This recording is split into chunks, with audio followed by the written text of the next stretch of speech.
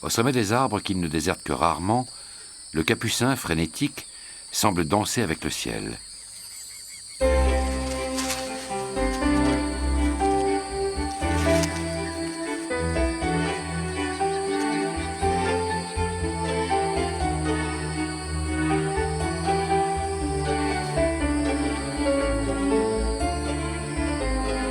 Les chemins qu'il emprunte sur les routes des cimes sont toujours les mêmes, étroits et si bien délimités que quand plusieurs singes évoluent ensemble, ils y passent en file indienne.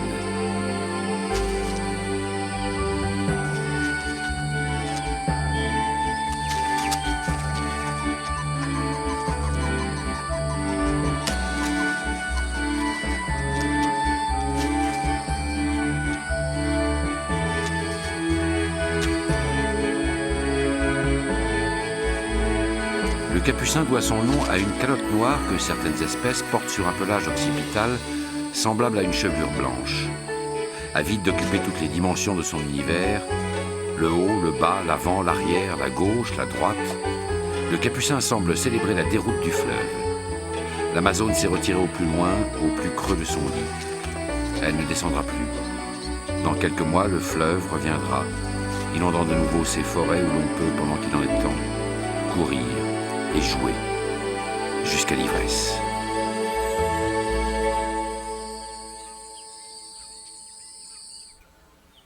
Une main se tend, hésite et se retire.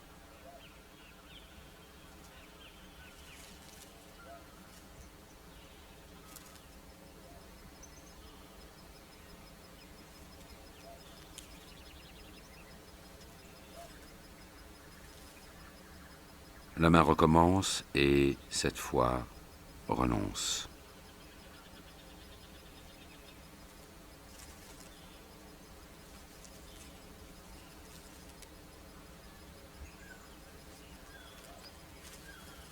Cette main est celle d'un paresseux mâle, dans la pleine vigueur de la maturité, et dont un doigt cassé à la main droite diminue à peine la force.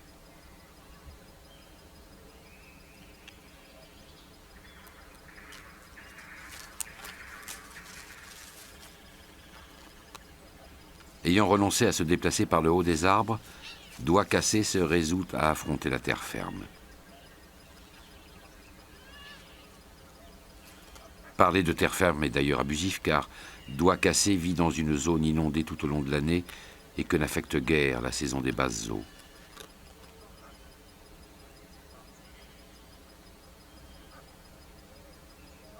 À mi-hauteur d'un arbre voisin, doigt cassé aperçoit un nid que des guêpes ont construit.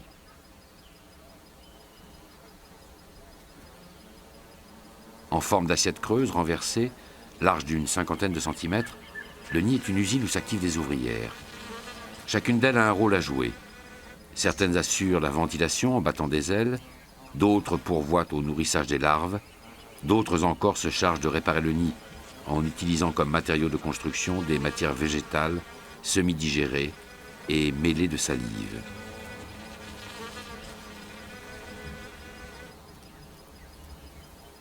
Les cellules sont strictement hexagonales. Chacune d'elles ne contient qu'un seul œuf. Les ouvrières poseront un couvercle sur celle où la reine a pondu.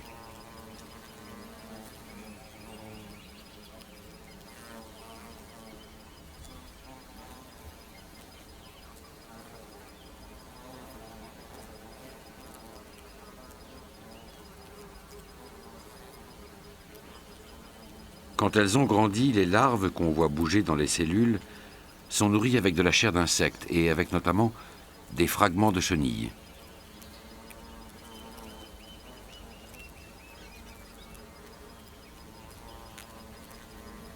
Quand elle a créé cette cité, la reine, encore seule, n'a pondu que les œufs nécessaires à l'éclosion d'une première couvée. Celle des ouvrières vouées à agrandir le nid, à élever les larves à venir, à chasser les insectes nécessaires à leur alimentation.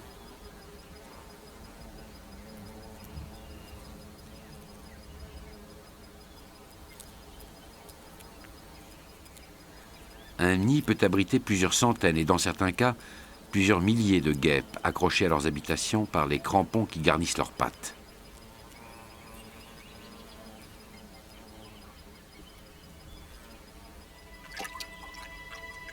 Le paresseux a une prédilection pour certains feuillages particuliers, et quand il veut les trouver, il lui arrive de devoir se déplacer, sur terre ou par les eaux, sur d'assez longues distances.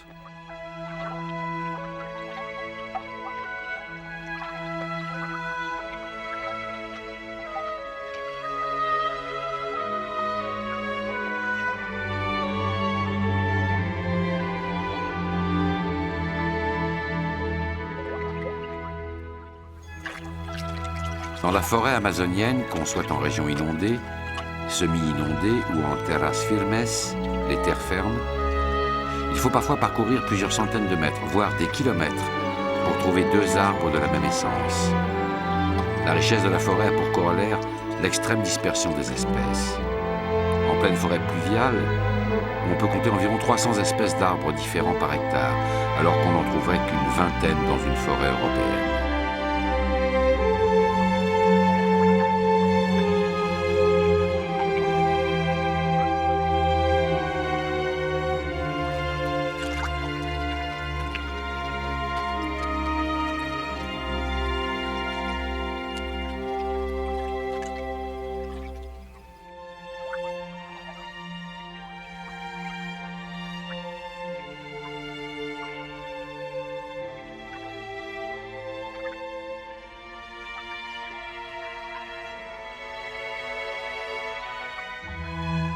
Celui qui, comme doigt cassé, n'apprécie qu'une seule sorte de feuillage, doit donc se résoudre à une existence de nomade, de territoire en territoire.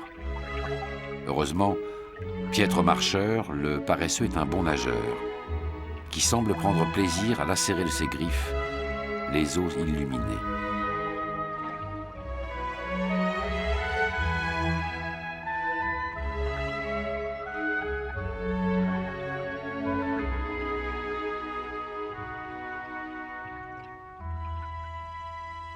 Doigt cassé est enfin parvenu au terme de sa traversée. Le monde émergé l'attend. Il lui suffit d'y grimper.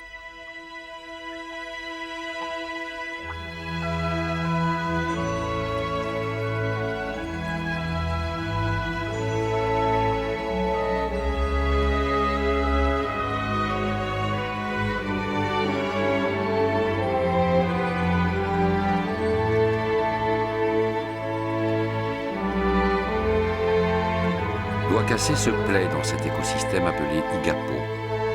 L'Igapo est une forêt inondée en permanence, que le retrait du fleuve ne découvrira jamais. Les formes végétales y sont intimement liées au milieu aquatique et plantent leurs racines dans une terre imbibée d'eau.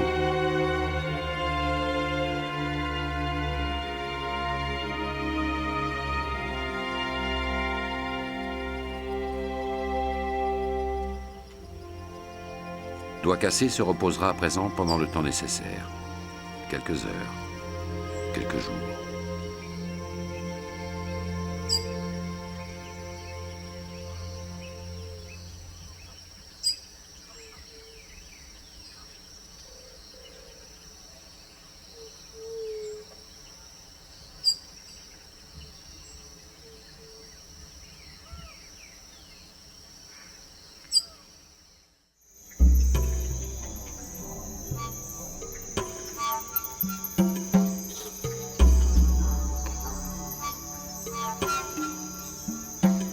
Rutilante au soleil, toute cuirasse briquée et lustrée, un criquet vaque aux minuscules occupations qui remplissent une vie d'insecte.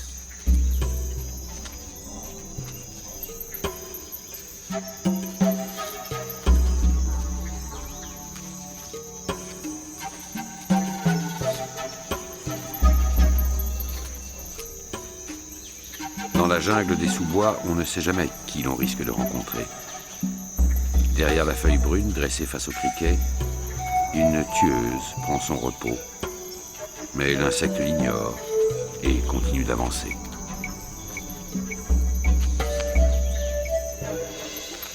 Mala, la mygale, a ressenti près d'elle une faible secousse, comme celle que produit le pas d'une proie. Le criquet, inconscient d'avoir défié un ennemi, poursuit l'escalade d'une feuille. Brusquement aux aguets, Mala met en alerte ses capteurs sensoriels. Des yeux au nombre de 8, dont 2 principaux, et des organes capables d'analyser les vibrations et la composition chimique de l'air.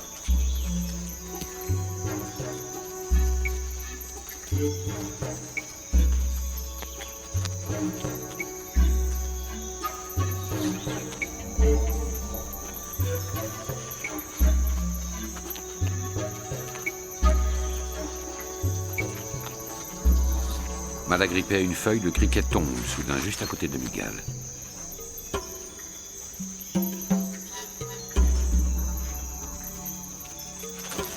À peine saisi, l'insecte se débat si fort que la Mygale, surprise, le laisse échapper.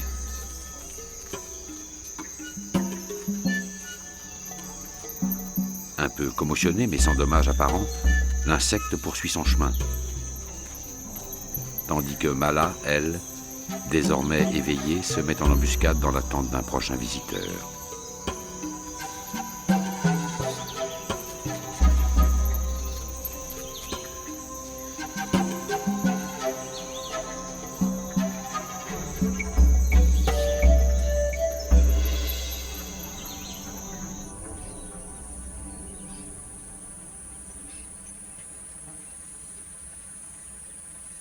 Une biche est morte cette nuit au sud de la forêt, dans les savanes du Pantanal asséché. Les charognards se sont activés jusqu'au matin et il ne reste plus d'elle qu'une carcasse dont un faucon nettoie les os.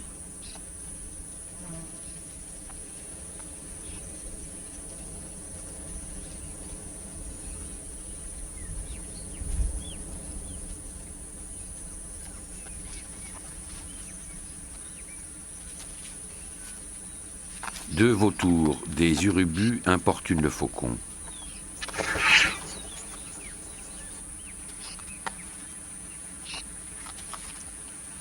L'un d'eux, présumant de ses forces, tente même de soustraire la carcasse à son propriétaire.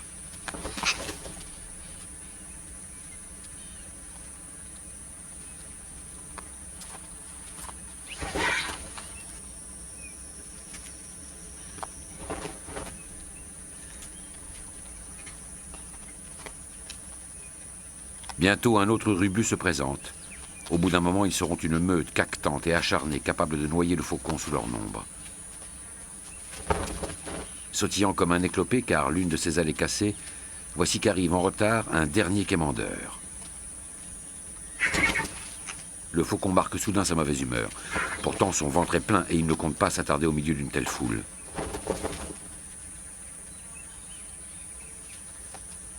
Aile brisée s'approche du festin. Depuis longtemps dans le groupe, il est celui que l'on n'aime pas et que l'on repousse méchamment à coups de bec. Mais Aile brisée y croit encore et espère que ses congénères, autour d'un repas comme celui-là, finiront bien un jour par le laisser passer. Oui, ce jour-là, ils l'accepteront parmi eux et partageront une carcasse avec lui, que son aile manquante affaiblit tant.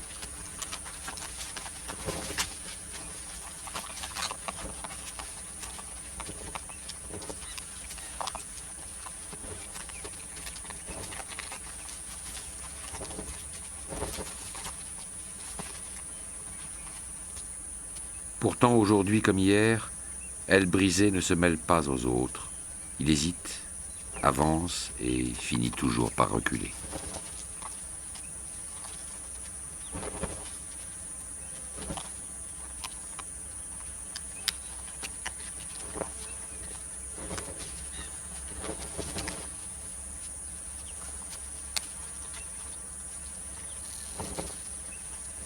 Et quand enfin il parvient à oser et arrive à grappiller une miette de chair ou d'os, il se fait rabrouer et doit se contenter par chance d'une autre miette à ramasser.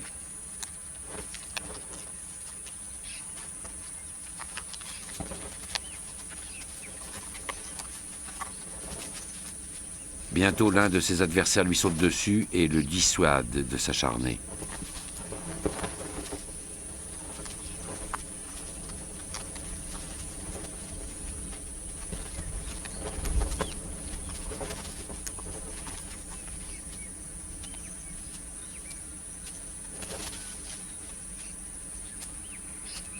Exclu et maltraité, il se résout enfin à laisser ses congénères accomplir sans lui leur travail de nettoyeur. Bientôt, ses tourments prendront fin, mais il l'ignore encore.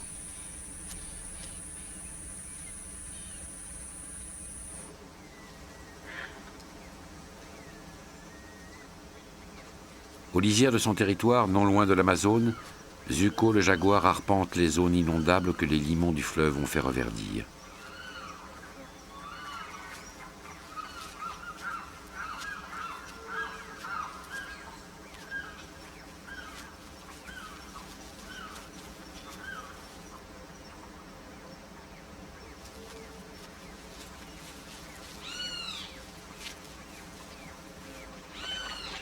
Depuis plusieurs semaines, une femelle, Kaloa, est arrivée sur ces terres.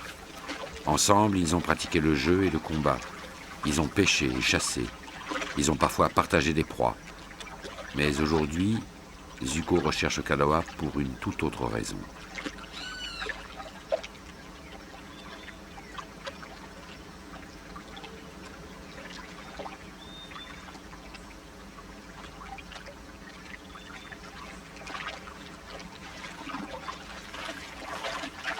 L'odeur de la femelle a marqué ses herbes et Zuko, le nez à terre, suit sans la perdre la piste de Kaloa.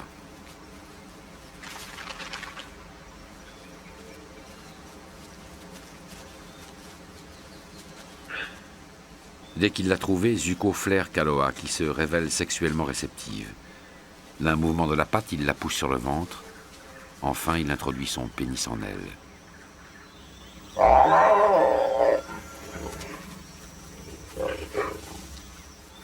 Comme chez la plupart des grands félins d'Amérique ou d'Afrique, la pénétration ne dure que quelques secondes. Aussitôt après, la femelle feule avec énergie, comme si elle manifestait un plaisir mêlé d'agressivité. Certains pensent que ce comportement est causé par les rugosités du pénis du mâle, qui meurtrit la femelle pendant l'accouplement.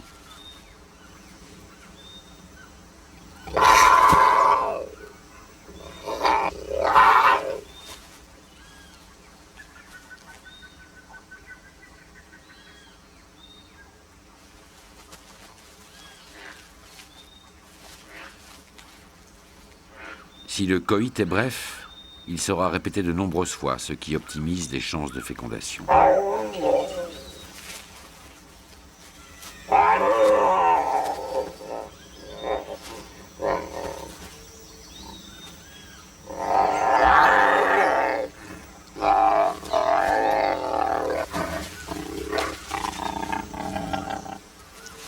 Le scénario est immuable. Le simulacre de l'affrontement succède toujours à l'accouplement, à grand renfort de rugissements et de feulements alternés.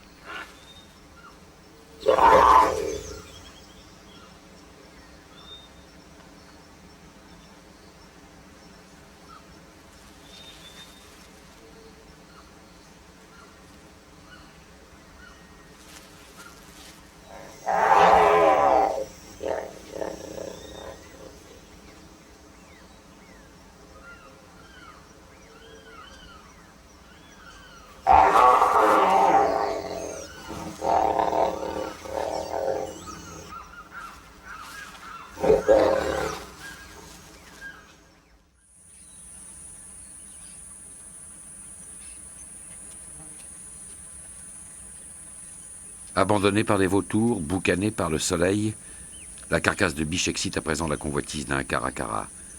L'oiseau de la famille des faucons se montre opportuniste. Bien qu'il apprécie la chair de jeunes oiseaux, qu'il tue dans leur nid, il se nourrit aussi de proies chassées par d'autres ou de charognes abandonnées. Les vautours urubus ont si bien rempli leur office que le caracara ne trouve plus de chair consommable que sur la tête de la biche. Une oreille, délicatement prélevée, semble d'abord le satisfaire. Mais il se ravise et revient vers la carcasse. Une deuxième oreille lui donnera matière à s'activer.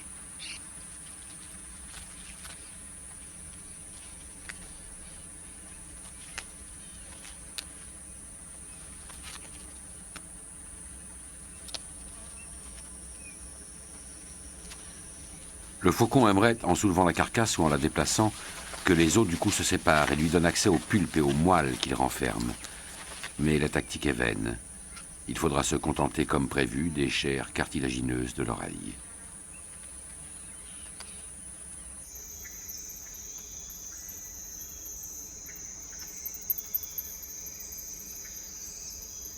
Au ras du sol se joue parfois d'aussi grands drames que dans une jungle. Tout commence ce jour-là de manière banale, par une grenouille à l'affût d'un insecte à gober. Au lieu d'un insecte, c'est un fauve qui va surgir, et le gobeur ne sera pas celui que la situation prévoyait.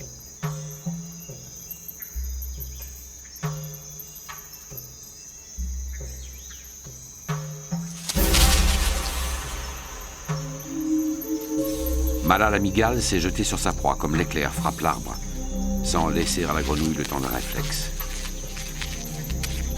Aussitôt, en tournant sur elle-même, elle stimule les filières, orifices situés à l'extrémité postérieure de son abdomen. Des fils de soie en sortiront que l'araignée utilisera plus tard pour envelopper sa proie.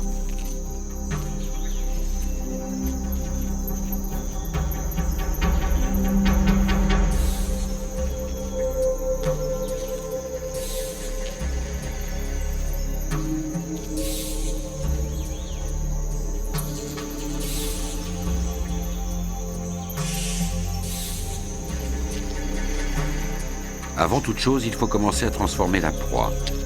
Au moment de la capture, un venin lui a été injecté par les crochets de l'araignée, les chélicères. À présent, c'est un autre liquide qui est introduit dans son corps. Un puissant suc digestif, riche en enzymes qui va dissoudre les organes, les chairs et une partie du squelette. En quelque sorte, la digestion se fait avant même que le repas soit ingéré, à l'extérieur du corps du mangeur.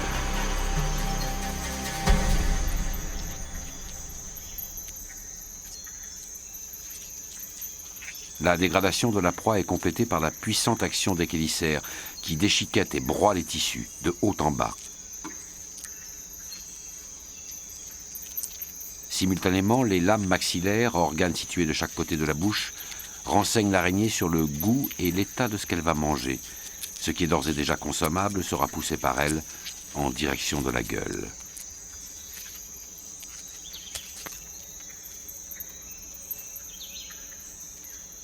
La grenouille sera ainsi de l'intérieur réduite en bouillie. Le liquide sera filtré à l'entrée de la bouche de l'araignée par un tamis de poils qui retiendront les particules trop grosses pour passer dans l'œsophage.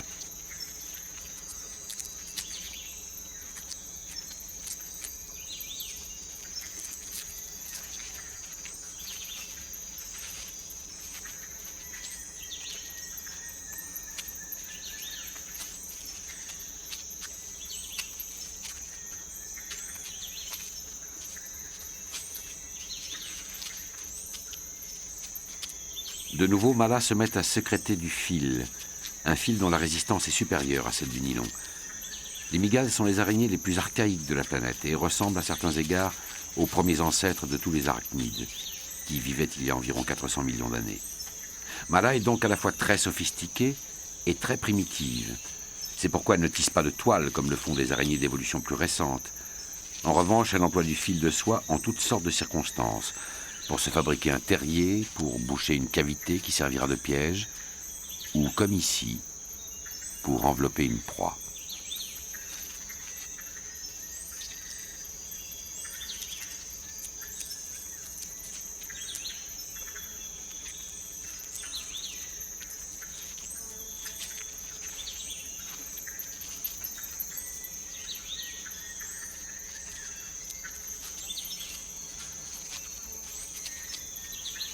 L'enrobage de la proie se fait par un mouvement de rotation régulier, lors duquel l'animal veille à ce que les fils soient bien plaqués sur l'objet enveloppé.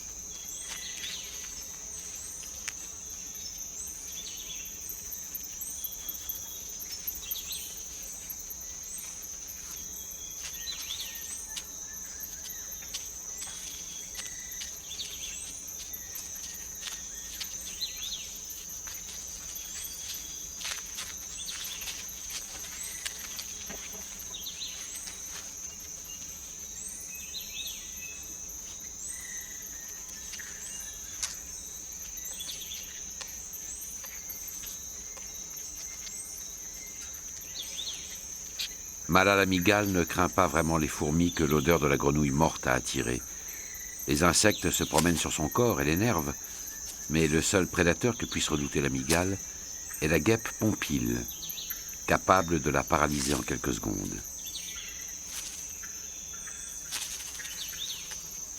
Mala la mygale a dévoré sa proie. Tout rentrera dans l'ordre comme si rien ne s'était jamais passé. Ainsi s'achèvent les drames, dans la jungle du sous-bois. Peu à peu et presque imperceptiblement, les eaux étendent leur emprise sur la terre.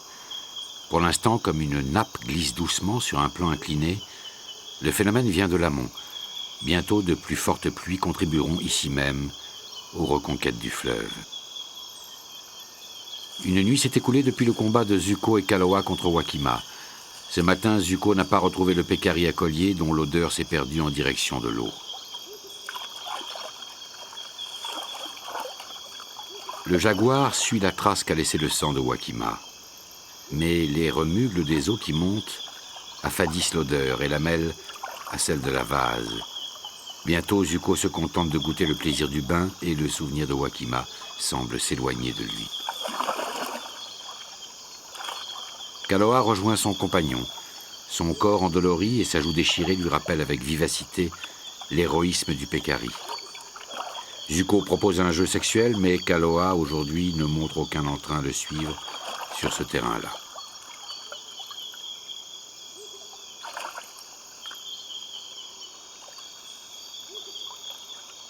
Et chacun repart bientôt dans sa direction. Un jour, Zuko et Kaloa se sépareront ainsi, sans autre forme de procès, pour ne plus se revoir. Normalement, le mâle et la femelle ne demeurent ensemble que le temps de la procréation. Quand elle se sentira fécondée, Kaloa prendra l'initiative de la séparation et rejettera Zuko. Pour l'instant, Zuko, resté seul, revient à son souci premier. Il vient de retrouver par le goût plus que par l'odorat la trace de Wakima. C'est donc que le corps du pécari se trouve à portée de gueule dans cette eau à laquelle il a mêlé son sang. La prise lui échappe.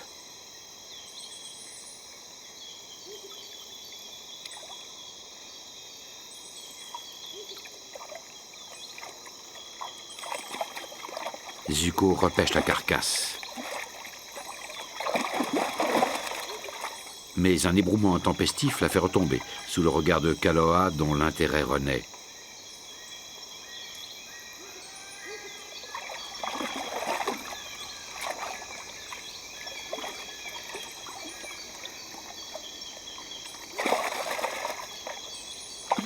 Il arrive que l'expérience ne procure aucun enseignement. Les mêmes causes produisant les mêmes effets, la carcasse est retombée à l'eau.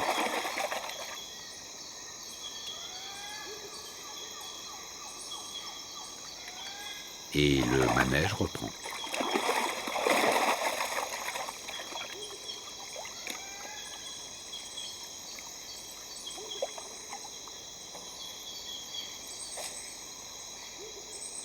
Il reprendrait encore et sans doute plusieurs fois si Kaloa, sur la berge, ne menaçait d'intervenir dans les difficultés de son compagnon.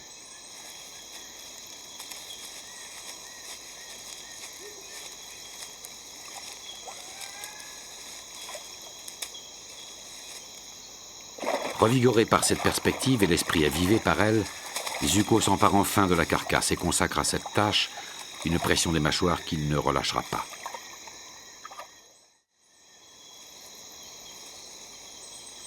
Kaloa se jette à l'eau et se dirige vers Zuko qui semble considérer comme sa propriété exclusive la proie qu'ils ont combattue ensemble.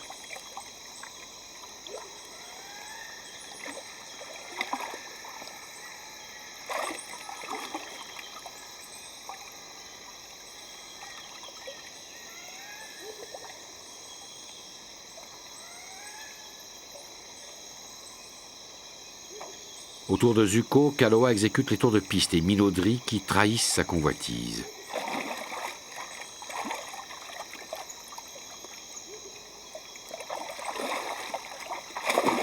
La carcasse est retombée à l'eau. Chacun des deux partenaires espère lasser l'autre en faisant mine de pouvoir attendre tout le temps qu'il faudra.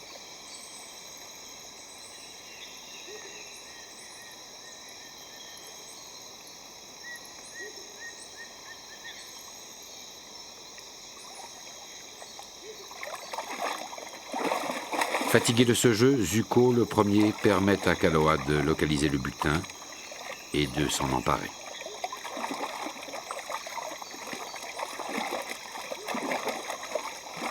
Dépité, Zuko abandonne la partie et se retire.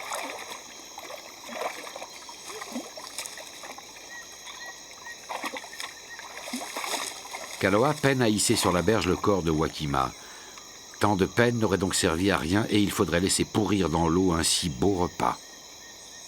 Kaloa semble s'abîmer dans une extrême perplexité. Mais aussitôt la lumière se fait dans son esprit. C'est par le haut du talus qu'elle viendra soulever la carcasse, opération requérant un effort musculaire moins intense.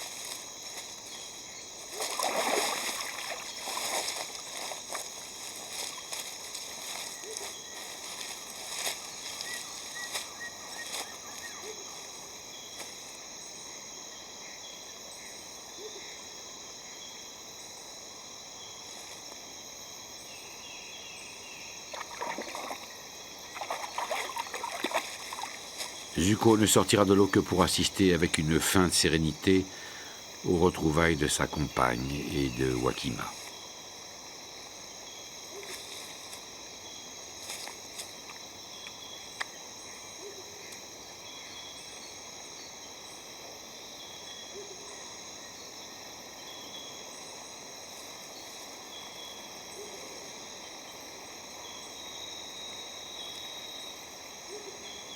L'adversaire de la veille gît, toute arrogance éteinte, devant Kaloa, qui paraît s'en satisfaire. Le jaguar n'est pas affamé et semble vouloir savourer sa vengeance, plus que le corps de son ennemi. Présumant de ses forces, sans doute, Wakima, gravement blessée lors de leur affrontement, a-t-elle entrepris de rejoindre ses enfants à la faveur de la nuit, mais le bras d'eau a pris la vie de l'animal affaibli, incapable de parvenir jusqu'à l'autre rive.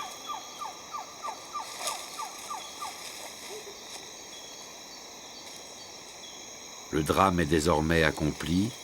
Kaloa tourne le dos à la victime et se retire, elle-même affaiblie par les fièvres que provoquent les blessures de sa joue.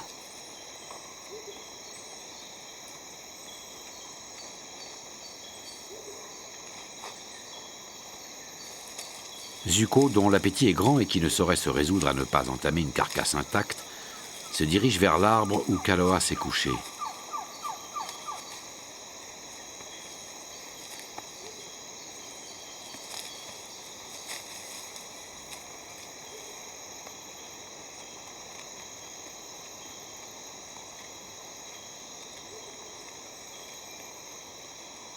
Il frôle sa compagne, frotte sa tête contre la sienne et lèche ses plaies, contribuant sans le savoir à leur désinfection. Tel est le prix à payer pour obtenir la neutralité de Kaloa. Zuko sait désormais qu'elle ne s'opposera pas à ce qu'il prenne sa part du butin.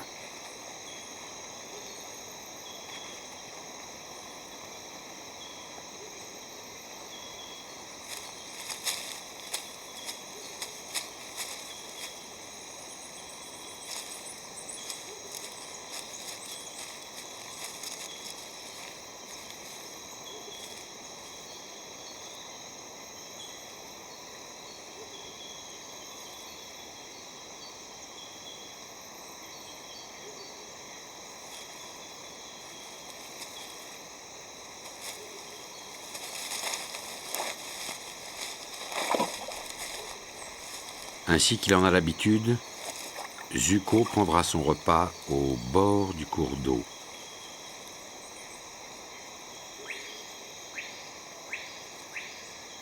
Sous le regard de Kaloa, provisoirement invalide et, pour une fois, partageuse.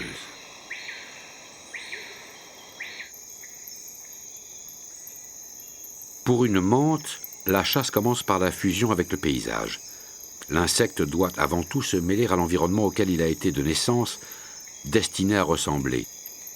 Il lui faut quitter le jaune de la feuille morte pour le vert des jeunes tiges, le mordoré du sol pour le bronze des plantes gorgées de chlorophylle.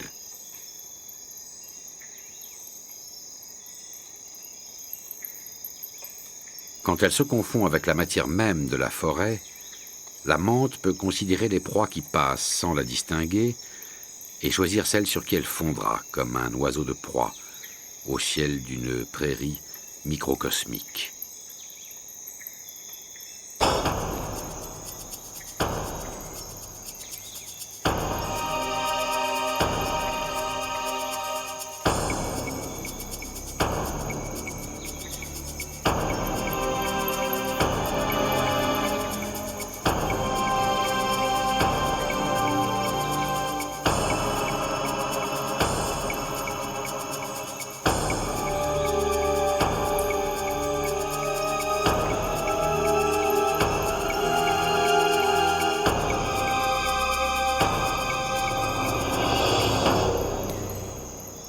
Tandis que la mante nettoie ses appendices après son repas, une autre mante verte est là, plus haut, qui l'observe sans se faire remarquer.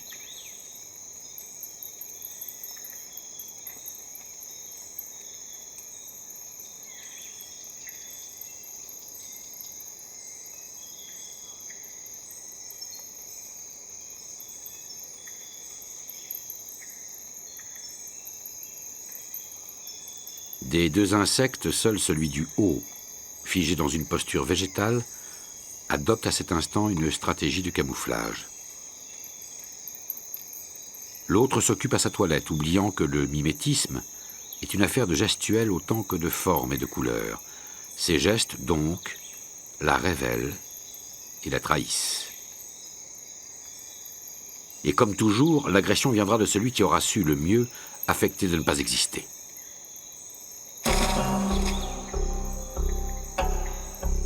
Un choc violent et bref, et puis plus rien. Mais dans un univers d'illusions, même le calme est trompeur.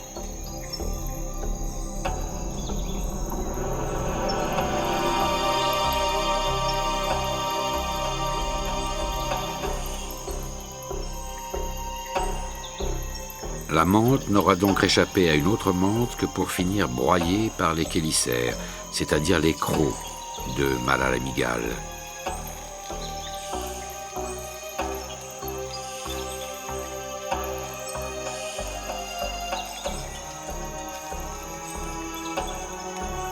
Bousculée, malmenée par l'araignée qui la piétine, la mante s'incline et s'abandonne. À quoi bon se débattre quand la lutte est si inégale?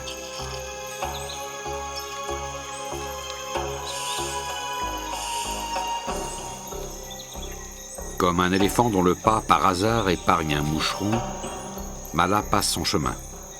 Un festin d'ambipige l'a déjà rassasié. Peu lui importe aujourd'hui la gracile mante verte.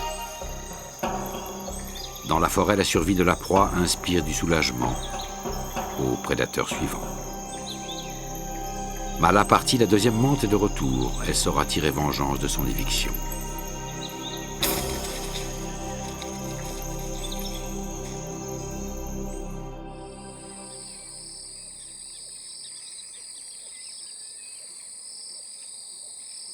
Bientôt, le ciel viendra prêter main forte au fleuve qui, peu à peu, reconquiert le terrain perdu lors de la saison des basses eaux.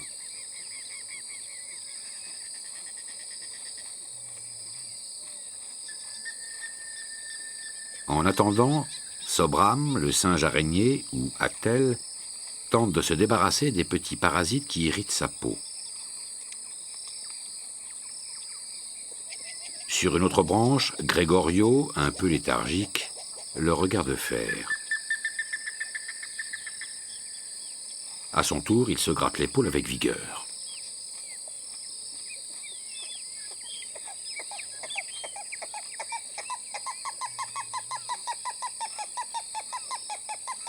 Mais Sobram, l'un des membres les plus querelleurs du groupe, recherche le jeu ou l'affrontement. Il décide de déloger Gregorio de son perchoir.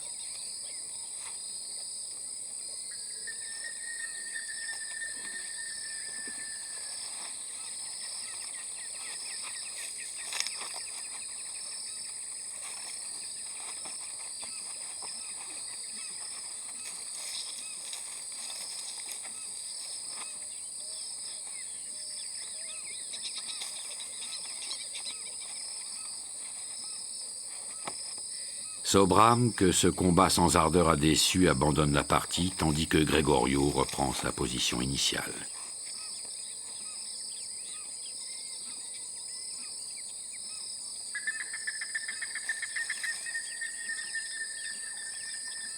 En l'absence d'autres membres du groupe à importuner, Sobram devra chercher un terrain de jeu où il pourra exercer sa malice. Sa queue préhensile, comme une cinquième main, lui permettra de meubler par de multiples acrobaties son isolement temporaire.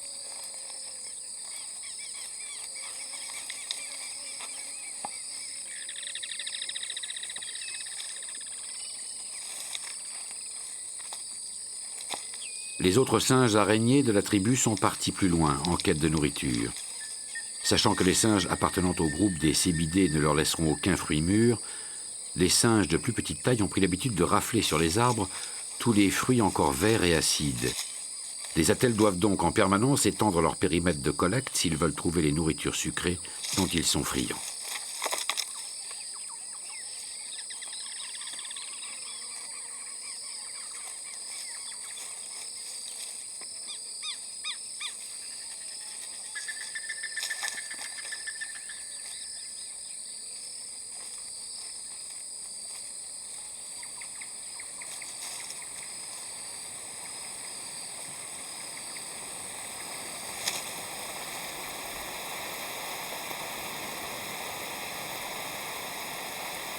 Comme chaque jour, mais avec un plus grand débit, les pluies s'abattent sur la forêt, sans cesse assoiffée.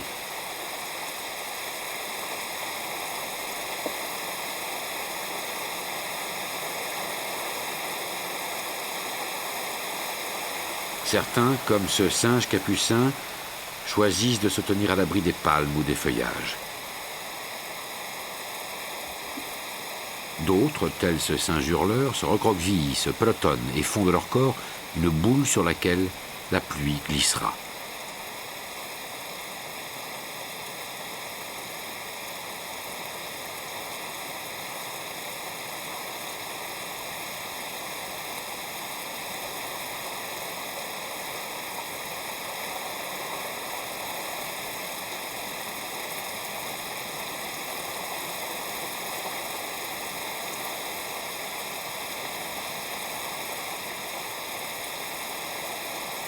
Le singe araignée, lui, n'interrompt pas son activité et poursuit sa toilette. En effet, la pluie ne semble le gêner que parce qu'elle dérange l'ordre de son pelage. Plus que toute autre espèce, les attelles entretiennent une sorte de complicité avec les éléments et avec la nature. Ils savent à l'avance, par exemple, quel arbre donnera bientôt des fruits et en quelle quantité, et décident de passer d'un territoire à l'autre en fonction de leurs prévisions.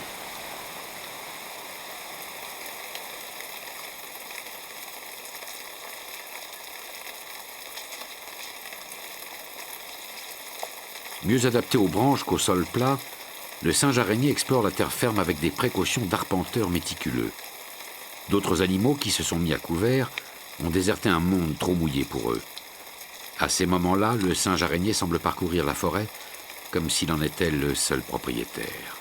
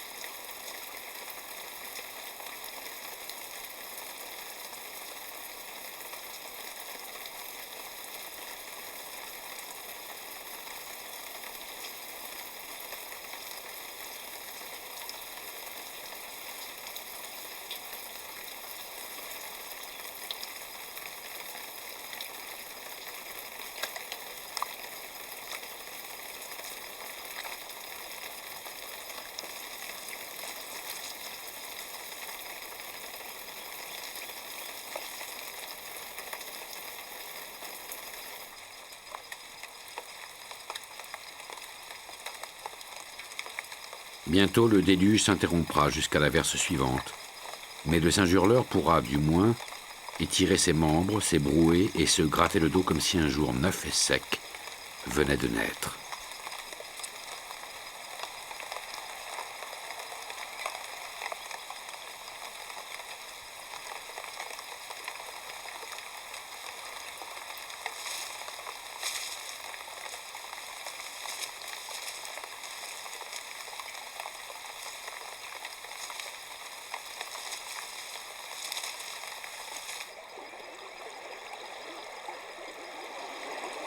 Il ne faudra que quelques semaines aux eaux pour regagner tout le terrain perdu. Des précipitations évaluées à 2 mètres par an se concentrent principalement sur une période de 7 à 8 mois. La saison des pluies correspond au moment où le soleil se trouve au plus haut. Son calendrier varie donc selon qu'on se trouve au nord ou au sud de l'équateur. Les pluies qui ruissellent sur le sol contribuent à l'éroder, à le délaver, à l'appauvrir. Et seule la rapidité avec laquelle la forêt assimile les éléments nutritifs lui permet de ne pas mourir.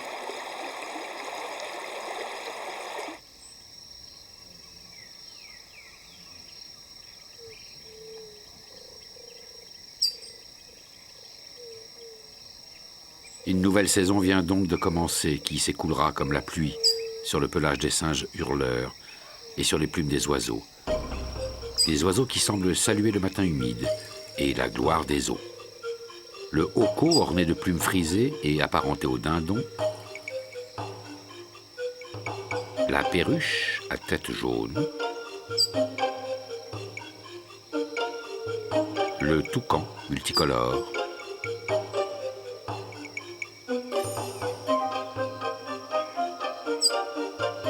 L'agami, robuste échassier qui court et nage plus volontiers qu'il ne vole. Les tourneaux militaires.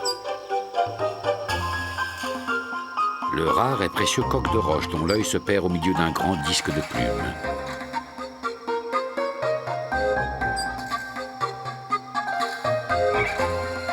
L'Ararona, plus grand perroquet du monde aux éclatantes plumes jaunes et bleues. L'ibis rouge, rubis des marécages. Ou l'aigle rieur, campé sur l'appui solide de ses serres.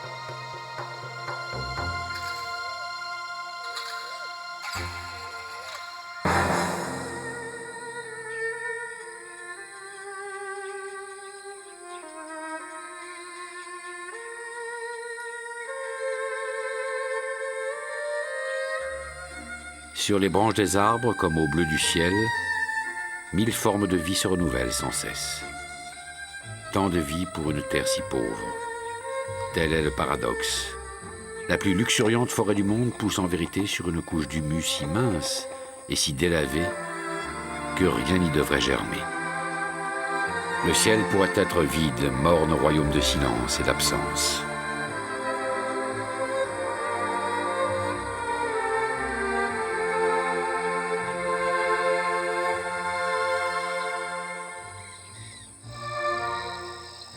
Le soleil devrait se coucher sur des arbres à jamais pétrifiés.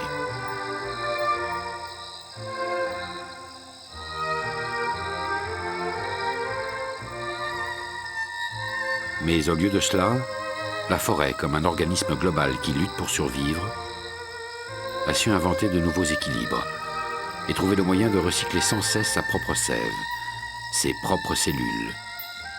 Pour que ce cycle s'accomplisse, le règne végétal et le règne animal travaillent ensemble, opiniâtrement, sans le savoir, depuis l'éternité.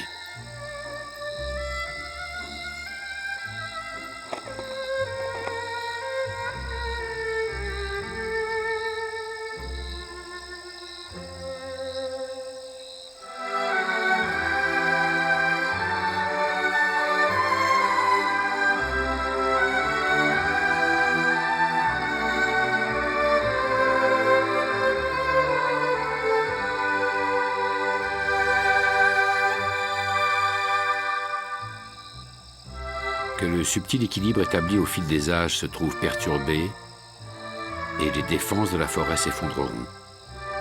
Chaque mètre carré de terre dénudé est définitivement perdu. En raison de la pauvreté des sols, le mécanisme est irréversible.